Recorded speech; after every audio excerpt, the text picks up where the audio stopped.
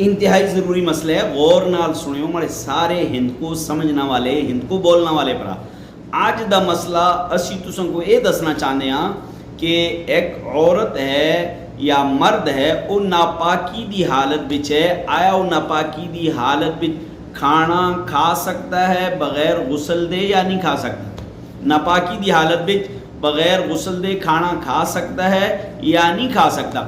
वो नापाकी किसी भी वजह तो हो सकती है, मसलन मियाँ बीवी दी मिलाप की वजह तो, वो नापाकी एहतलाम की वजह तो, नापाकी मेंसेस की वजह तो, नापाकी निफास की वजह तो, किसी भी वजह तो नापाकी हो सकती है। आया इस नापाकी बिच बगैर वजू दे खाना खा सकता है? तो जी हाँ, बगैर वजू दे नापाकी की हालत बिच खाना खा सकता है, लेकिन बेहतर है कि वो वजू करके खाना खाए। बेहतर है कि वो वज़ू करके खाना खाए। अगर वज़ू नहीं करता तो कम अज़ कम हाथ मुँह धो के वो खाना खाए। ये इसका हुक्म है। बेहतर अफसल अहसन तरीका ये है कि नापाक आदमी होवे तो वो वज़ू करके खाना शुरू करे, खाना खावे। इस बिच बरकत हो सी, इस बिच बहुत सारी बीमारियों को बच सी।